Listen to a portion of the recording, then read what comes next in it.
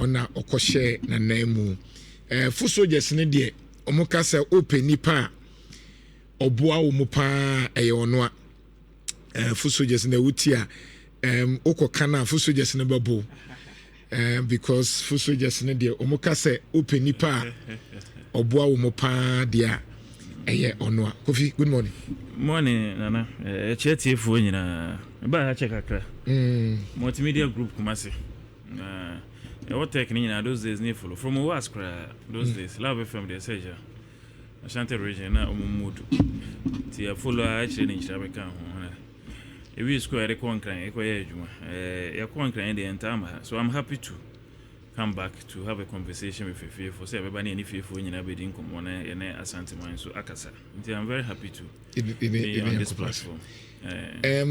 Na position ben for the sake of obi ebia na position ben na ukuta na oyeden at that time we ye den na obu say NEIP NEIP den yeah yo nti NEIP no mampani dada kufuado ediba say ye behwe na ankrankran adwuma ene adwuma a start for the first startups no ye begugu nsunsuo na afefe ye 2016 manifesto no ye de shemu say ye be set up entrepreneurship support agency e be hwesa akwan so eti president so ba ye no na NDC for aye bibia o friend youth enterprise support so 2014 na president Mahama ye under the office of the president it instead so obesan start for no and all the executive instrument edane no eye no national entrepreneurship and innovation program say ankrankra upese udi dwumadi entete ya obenya no na ebetimi di amount bosia a wo pe edi udwuma na ebetimi di amount grant a obetimi di udwuma no na ebetimi di amount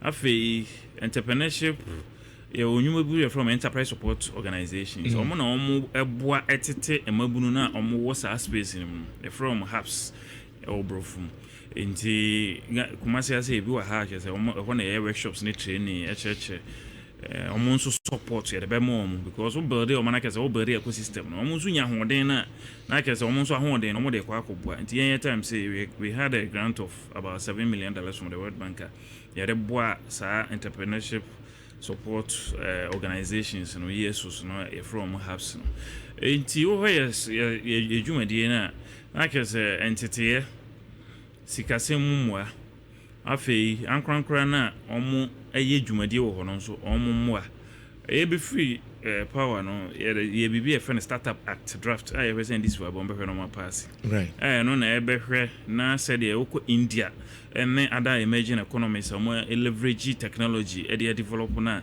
incentives and emra omo tintim a eye deliberate ene ma o makase we dey dey aboa startups dey be ya omuko mu be yeden na da achen startups ya be kese ne nso ye bi eti o start operate bi a first 5 years untu tax e bi a o kra ne ma bi fra buche ba because we startup na o dey sa ne ma wo share adwuma ase foforo no nti sa ne ma no nye afei ekwan be na ban be fa so ama okrata e bi a okopɛ regulatory support bi FDA Ghana Standards Authority Registrar General's Department into ecosystem no ehun sema ankrankran nyuma no ebehia amana ye nyina na yatintim ni nyina de ahye emra no say we na ban so afan mu no oye no de boa ebeboa masa na mana ye tembia ya na ye kan examples bebre about Silicon Valley for instance o hwe say na free Google, Apple, Facebook, WhatsApp, any technology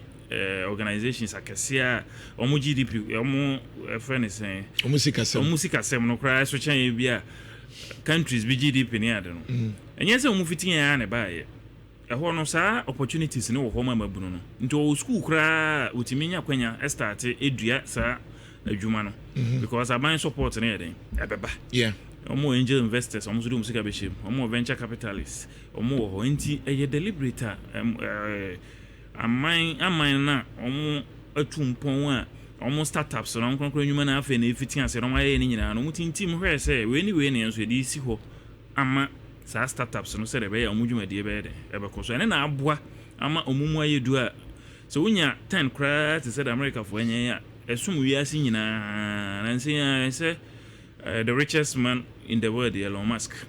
Yes, in a company, the technology I know you so the value 500 billion. First person, Nisika Sama drew $500 billion.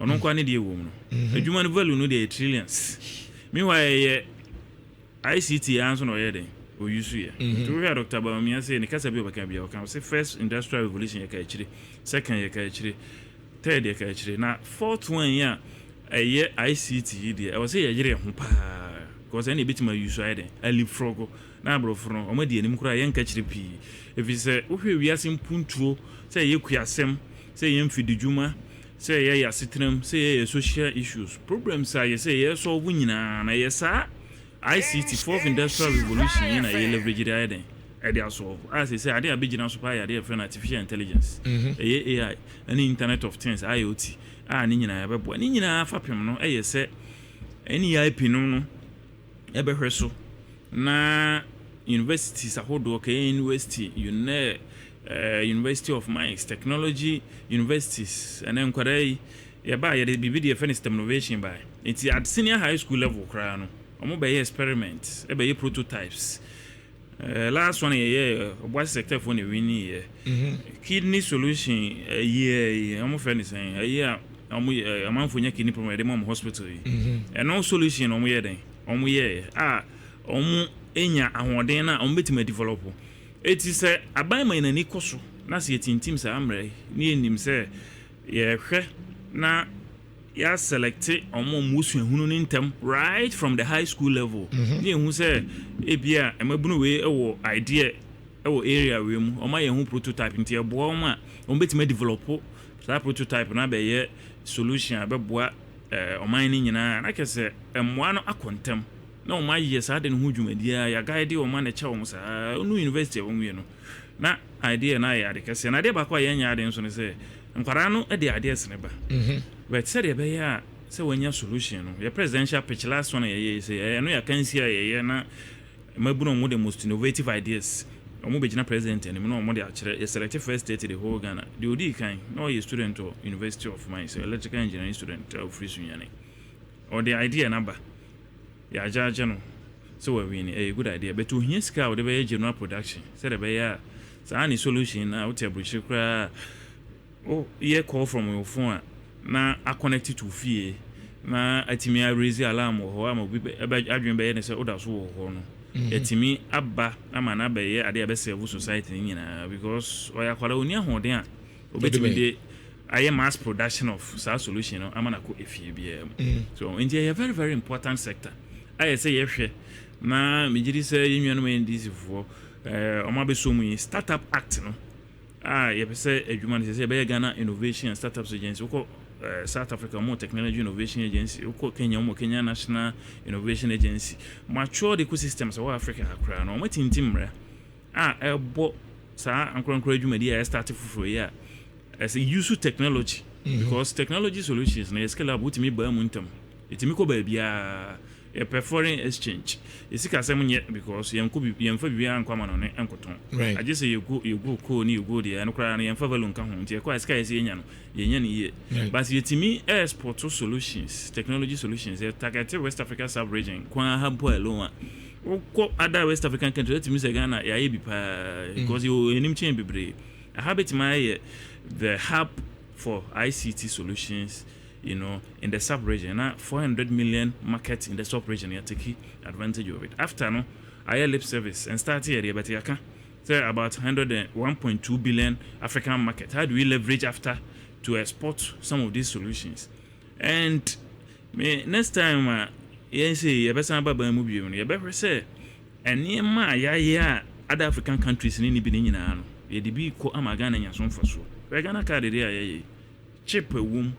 And any million a world standard African countries be brainy be ya de get address African countries be brainy be ni nyina so Ghana for na ye de get address me meet am ne ko in with computer science na ye Ghana card margins Ghana ni na ye most of the nyama na ye nyina digitization NHIS record ya digitization nyama ni nyina about 70-80% of the vendors na select mu nyina ye Ghana for we kire se sa nyama ye mo support na ye share create special desk exporto Ghanaian technology solutions even to the sub region alone e be ko Liberia e be ko Sierra Leone because e say nye there wo ko North America na wo ko Europe abe unse nye beto ko Gambia no ni Sierra Leone Liberia no na hu se Ghana no ye wo yanim chen other African countries no bebre it is said the India for ye call telecom sector banking sector obeko na Oracle consultants and IT for ahodo na wo na tete ho no yenso betima ya Africa India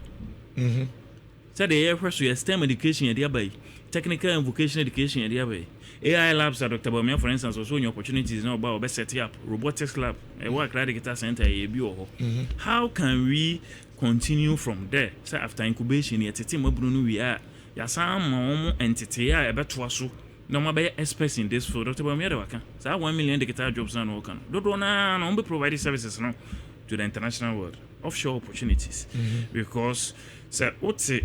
Ukuru mukra na se wo nim de na utimi ye adwuma virtually online yes anso kra yetimi export oko so they started with export of nurses to Barbados for instance no na Ghana for nurse for Barbados bosome so mutimi mane omu parents omu de dollars eba no sa focus on technology education and then other sectors health so 3 sectors we nkwa no ye betimi ene international groups assigning agreement there's all ya ni say or mind be on a standard labor no baby open to make sure so no ma sign MOU na we training nipa na meet o standard no say Australia was a hiu o certification course so say the Ghana ha no kra no kwa medicine o China na aba ha so ye Ghana Medical and Dental Council for exam na pass. Once we are able to let our people go through these international exams and pass them right me do mako because our who say you better think health you better think education you better think ICT no mu ya adwuma be yan kra dey ayede because economy no expand in terms of the private sector no enu stage anipa ni we ya na adwuma no yede egu ho we just have to polish sa labor ya way. One of our main advantages is manpower. Ghana for adwuma omukwa bruchira ya de to other countries once Ghanaians are not lazy ya bro for year even a business process outsourcing said banks ni bia ofra na ko India no ma pekene ade omo de ko because India for no ma prepare omo microphone for sa ne ma no omo infrastructure omo set up call center and those things omo san wo hu nim de omo mabunu India for yi ene Bangladesh for yi a omo ye infrastructure nti omo nyesa adwuma omo bro for omo ka kra wonte mi ho adwuma ne ye den eko because omo abobo omo nti yenya se be bro for ye English for de ye bi ne ye ka ye san wo mabuna omo nye akwadworo omunye lazy omo pepa so mbe adwuma ne de aka na yesi ebetutu yesi kasam yi na yenya infrastructure ni a set up na ka kumasi ha na ka ya ye horse akese grade A program A facilities gugu ho eti company no fra broche ba ya na onim se ka university ni Kumasi Technical University ni Garden City University schools ni wa hantin kwala na makwan kura otimi ebe nam ho e de earphone insurance ne nsa na obi wa America kasa na medical records won dwuma ye diska de ebe fie.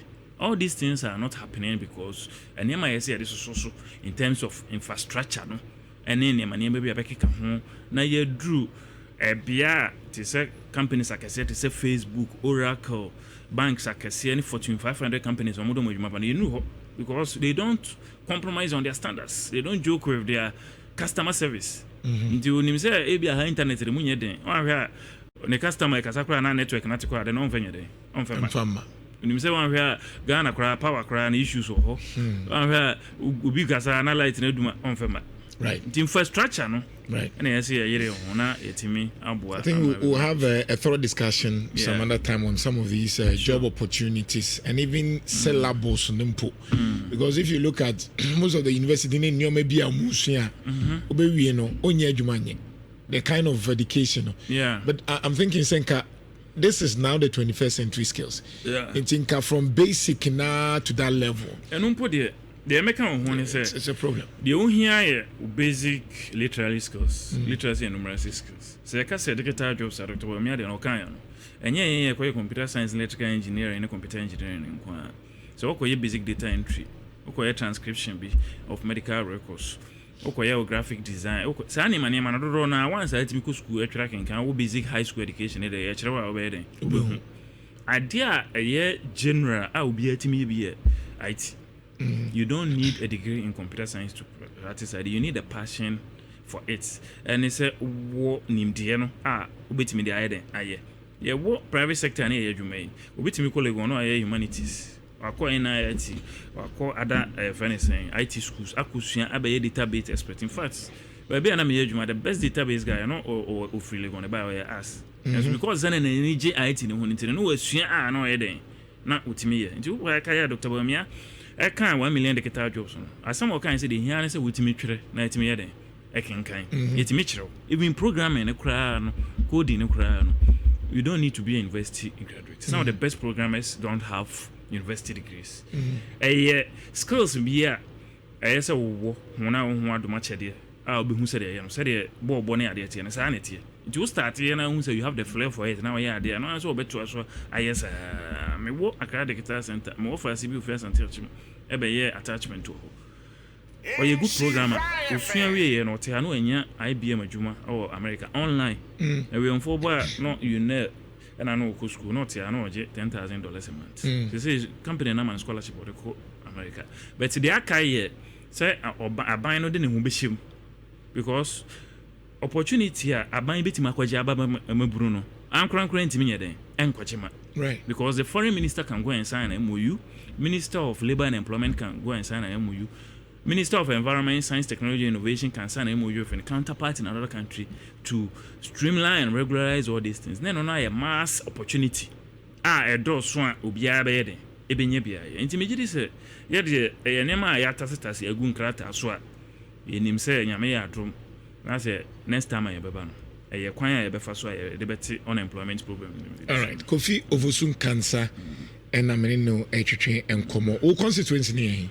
I'm here as Taxation Central. And why not current MP? Okay. A few besako Quenyaba. I obey 2 years for to the next premise. As usually I have 2 frank coincidences answer. MPs no want already. Yes, say o to abantem no do so omunko parliament. It time be area na party leadership omo hye time table no mo de kwachire.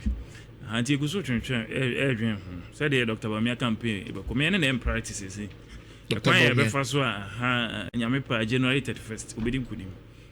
Minimzo odim kudim we na half of the work is done. Na ka say January election 2028. No say man ko parliament kura na say Dr. Bawumia e be president. Me gidi say many opportunity area serve.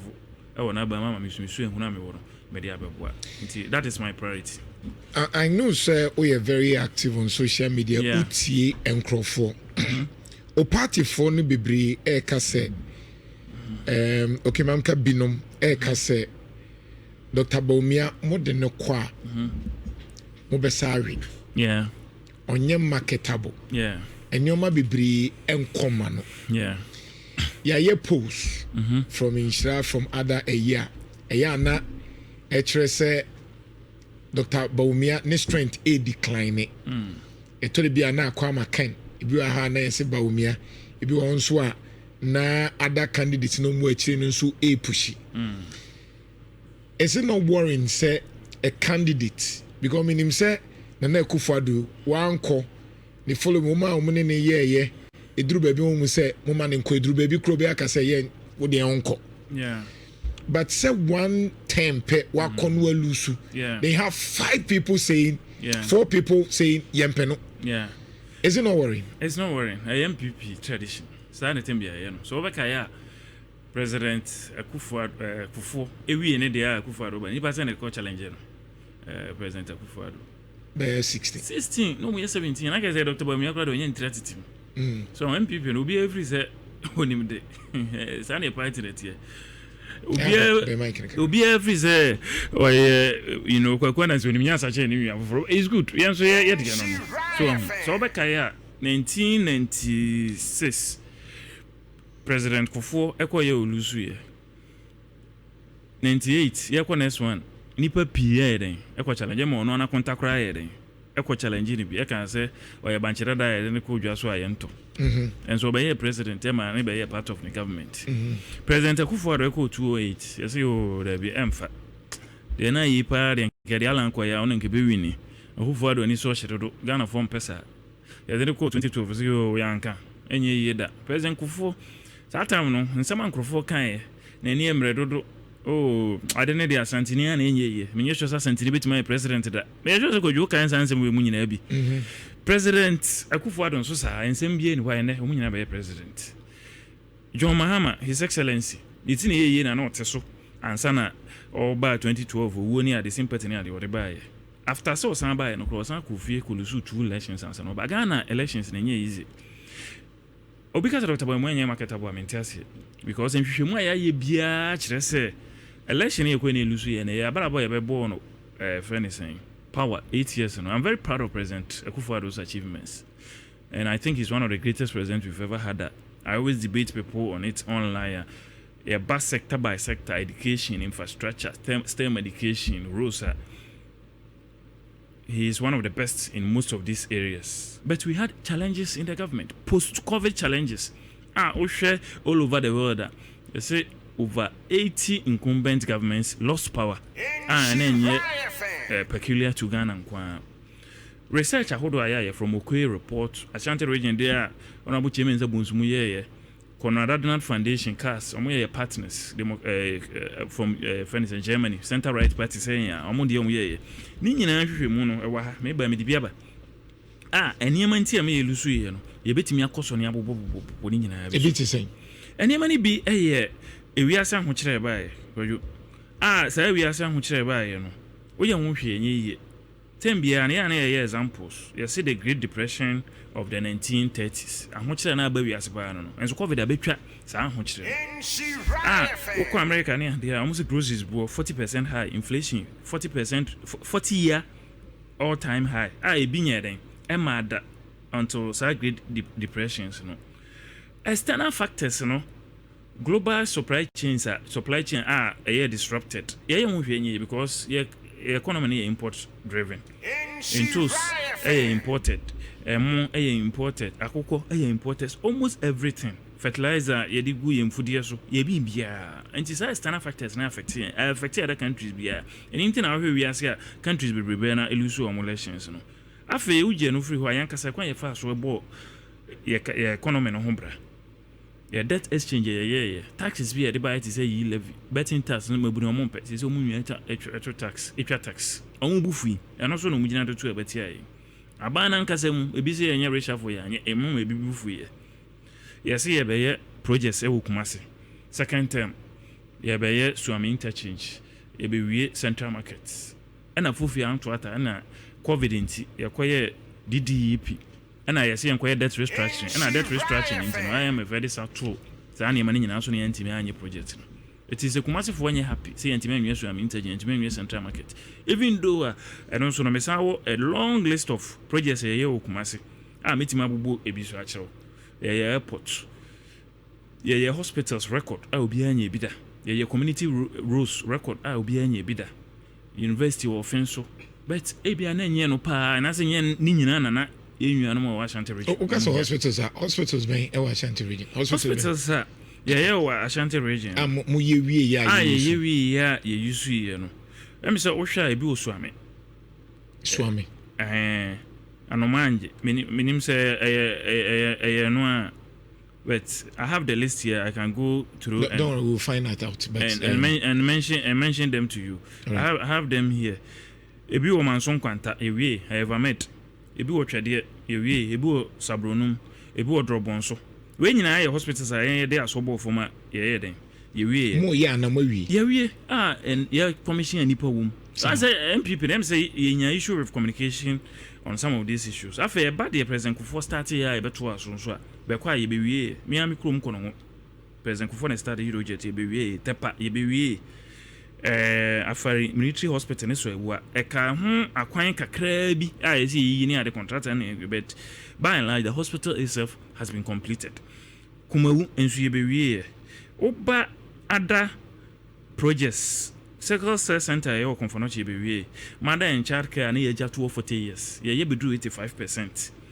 Obuase Health Center ye be ye rehabilitate police hospital patase ye wie quarantine facility or Shapatret hospital pepe and you be say what treatment and quarantine center no you be BDM Obuase West also trauma center you be afi other interventions are by yet to say one ambulances any idea hospital e be into a health sector agenda 111 crime in my trade there any friend is MSI trade the be commission matise region ministers or the nipa ku mo be adwuma ansa na all other regions it's saa 1 minute list here me dey aboboi because say bia ebi okono ebi osabrono ebi odrobonso ebi otwade ebi wa hanintin people don't appreciate say bia eba health 40 projects list here kutami and ye no Ashanti region ebeboa community no.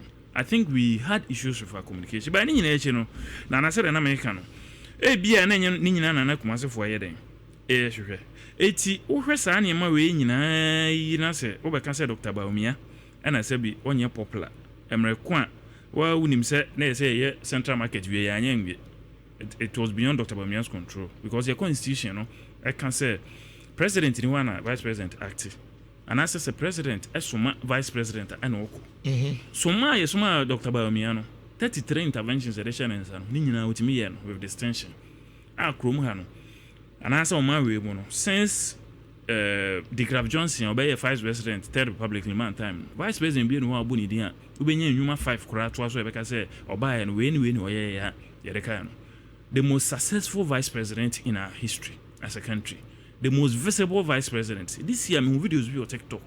Yebusa school for one primary school for one vice president of Ghana. Ama moya mama Jane and Dr. Bawumia no boy. It's you any marketable no wine.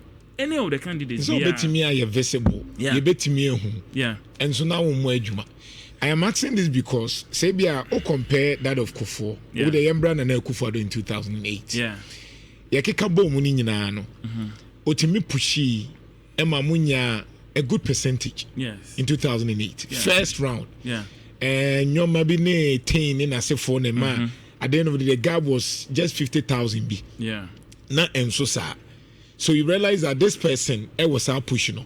In 2012, John Dramani Mahama went to even up to 400,000. Yeah. And Nana Akufo-Addo was still a strong and formidable force. Yeah.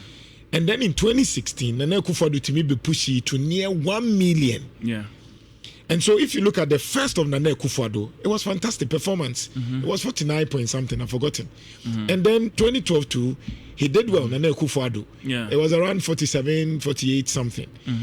But in the history of a first timer, Dr. Bawumia, yeah, we are looking at 41, not the 38 I am the propaganda. No. Yeah. 41.7%.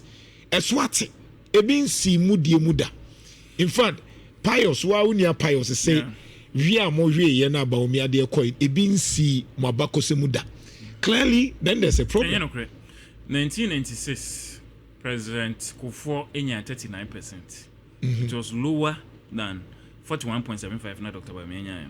And so the next election 1992 no man konti. And 92 as an American. But if 96 na first time like this, Kufuor no atimi pushy enya more seat, at least he did well comparatively. Yes, but you see, that time no, na your opposition 30 years from Buzia time.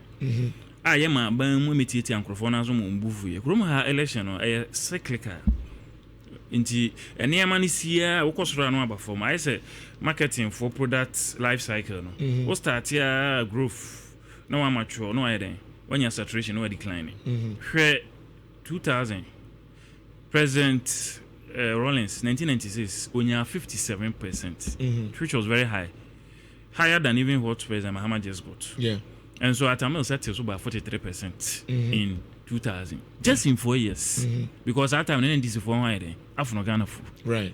It's been a 2 year no. Sa haircut na ye de ma Ghana for no. Say why would you see capital? Ogu ya say ya she 40% egu 60% na benya no e bi nsi oban ma papa ko sem kana mu defend it sabe na ya defend 2022 Dr. Bawumia acknowledge ya apologize on book in the Japan and we use some of these reasons TINC and 20 Bawumia and can say you lose election in 2022 because of some of these reasons and call for a demonstration it's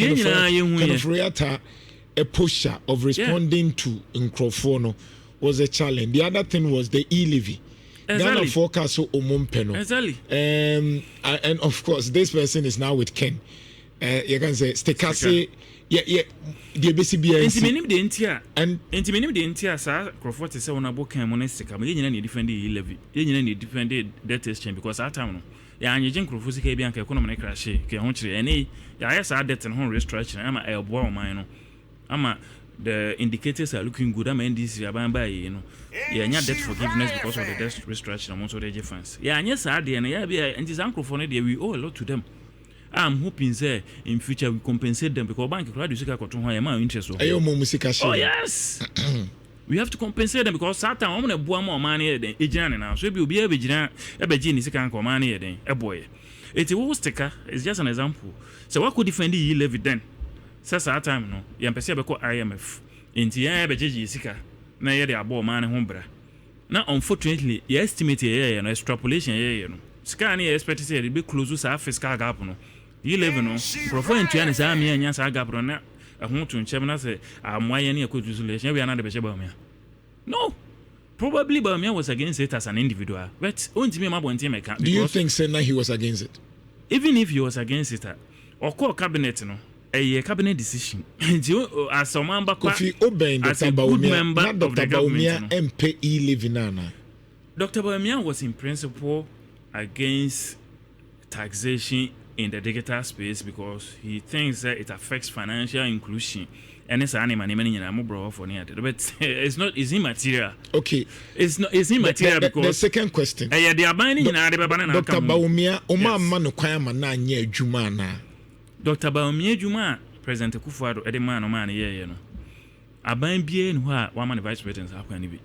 Including economy. Yes. Including economy. Economy and mistakes are here, and say there were two aspects of the economy. Your fiscal policy and your monetary policy. Fiscal policy, revenue and expenditure. Quite fast at all. Yeah. And quite fast. Edino. And only a finance minister, Juma. And after you see, some to monetary policy. Exchange rate, reserves, and it's animal. And also the governor of the Bank of Ghana. But Nhyira could see economic management. Nhyira could see economic management. Economic management team now was done. It was an advisory role. Sana vice president role. Otufu. It is a almost cabinet. And yet it's not about a future inti. So almost cabinet. Now say be a 20 member or 21 member cabinet. Almost twaba. Now say do no kasa yenkoji levia. Untimi mabo ntimi mekaze mede na mempene so. Oya say anaka say you are not a team player. So what is so our monetary policy ideas is just an example. Say good friend is saying purchase program. Me sure so the coin. Cabinet accepted it and aboy am NDC for credit year to Deputy Governor Dr. Zaka Kobriche could him dance say boy any ade. But good purchase program no Dr. Bawumia at the core cabinet and a cabinet anyi into one kanye den. Agenda 111 the core cabinet anyi into one kanye. Na dentina it appears here the na Dr. Bawumia say a true the etene say na on-pair. And no tuna na Ghana for ka ho asem. Nti indeed say na Bawumia say bia e-levy no ana say bia bet ne sa anyuma because onya akwanya no be ka say oba obetwitwam. Yes. Clearly say on peninsula to onusu betwitwam. Yes. But that was what Ghanaians were talking about. Yes. Is it say na samre na Ghana for ka say yempe we awonkyere we ne ho ahwan no na montiana. And yes, and on say I don't wish my friend this for and Mujua Galam say home by look at what they are going through. State of emergency, use AI. What's in man and test the one thing. Now we experience. What we experience. Munyamu experience. And say I want you to buy on mine also because of external issues. Any iron phones will be a year. Now I say you make sacrifices. It is our time there. Now you have your papa and I know man penny and penny for no more day. Say yanti think profosika kakra ne mfense go economy no and I say instead say you be call IMF na on be ka kire say munya ka jetia central market here munya suami interchange here munya project we munya na dey so betum so ne die because those things come with restrictions. They will control you once you enter their Mama who say Mama who say Ukraine need the COVID-19 the BI it was COVID-19 Ukraine but aban we aba mention nante any of the communication including the president. Yes. Say because of COVID-19 ntimi nyewu. They say COVID-19 away. You understand? The economy start say in restoration late 2023 2024 you know honorable I mean ebe take you over now. All the indicators starting looking good. Inflation started by form, exchange rate, and then your reserves, and your money now your good cry near from 8 tons of sign. They say about 31 DC for by MSC Carabina Abecam. It will share 2024 now. Like I say, all over the world, who Google says here and also air show. So most economies were getting restored or getting to normal levels post COVID in 2024. Enti me dey na 2024 year campaign asama na make an say debt restructuring say gold purchase program say ye den yo saa ne ma nyina ye dey aba say after COVID che mwa na economy no enya fa ahudie no and this for ne ba benefit because that time no benefit ye after 2016 for indicators for instance on my program so that is it it enya no crese Russia Ukraine be say and I say COVID be Russia Ukraine still am to come but disruptions are not edeba no any hobium fertilizers are wheat never fertilizer and any man if you are and quite other parts of the world into now affect you those disruptions are not there they say only drones near the right mami busa we because I'm raining tea I can be 3-4 minutes mami busa Ken of Riata say Ken Japan sorry say Sa dear Dr. Bawumia ye say ye nyan to abenwie ye na waba be declare or no anko onye just about prayer answer. Clearly it means MP before nye happy say oba ntem meka say magiatum na let's go home. Nana ye wo elections me no. Presidential and presiding officer na ye ba. That's the Electoral Commission. Oba constituency based parliamentary election and so constituency be on the returning officer of the election. It is a mimic presidential election. So Oba Kaya MPP afibia even 2004 ye coalition ama then chairman Jacob Chebelamti ebe kan say ye winning election and an Electoral Commission eba. Over 2016 ye be kan answer na Electoral Commission ebeka. Over 2020 ebeka answer na it was just consistency. It is afibia you win ni ebeka adinti na yelusu dia yemeka. It is only fair. Which me can in term. Yes, afibia ebeka you are not na all these years or systems no my because the presidential election which has one returning officer the Electoral Commissioner has nothing to do with the parliamentary election. Ehono obia on a pink sheet, obia on there. Okon okan kwe onabo Patrick Boa mam ho na other places and this for person omuwia ene insawo mu nya de omu gina eyusu omu pink sheets ene omu coalition na ya ne constituency gina ya entime nwi obi ade enti elusu ba bia na elusu dada ade no wawe ya sese hu se yentime cross 50% enti age atum ye percent tension ebeba oman no hwe akolisa oman no edema Dr. Bawumia se wayade onye titiriti oye obi a odwen oman no onwen no ho enti sa peace na Dr. Bawumia gitum eba ye no ene oye chen MP before ye igo because so kwetwe time na sadene beba 41.75% and still obenya it doesn't make any difference. At the end of the day our parliamentary candidates had their pink sheets your system I build there their ballot accounting and they check say you win parliamentary election it was in place ye nwa ba akwe free ekwa Blackmanoff she had all her pink sheets nye yisi na ntime nyina na so amma pink sheets copies are no wo when nyina so anfa declare no me yekoto fofra anka akwe free would have been an MP by now.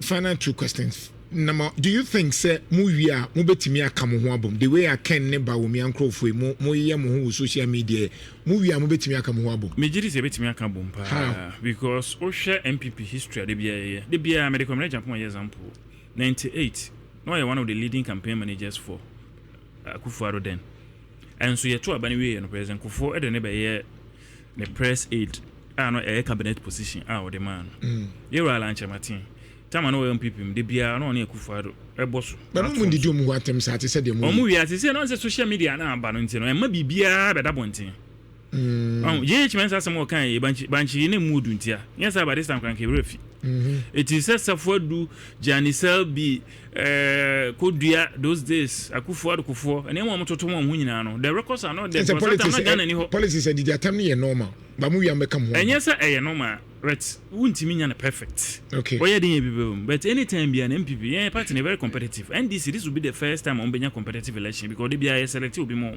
okay yeah where the omode no so be call yeah there it has been a tradition from day one right say the bia no yesi akan we the yan say ebe kan bom because Bawumia for ne kemfo betimi aye adwuma oh why not sir we are yenyina ye osonoma we all belong to one party candidate we obi ni bia no the other parties will have no option than to support because why would you do any philosophy any policies any ideas are you look when this any center right party kwa e faso ya manyo sem na yes na NDC for e faso your model right enti mijiri se nka bom ne de final word to MPP for mo ha MPP for wa ha sisi ade ye ton Alhaji Dr. Mamu Bawumia na amamu se nyame ya adoma yesrem 31st December 31st January ye kwa abanomonto man ya ton ne dada ye nim ne dada He is the most successful vice president. Or when he's ready, kwan obefa so aboa private sector, flat tax rates, also import duties, or honey to go the IEP. And concrete, you can obefa so aboa no. Private sector ideas on a beboa ama enyuma abagana. Right. Or plan for 4 million jobs. Also be used to PPPP.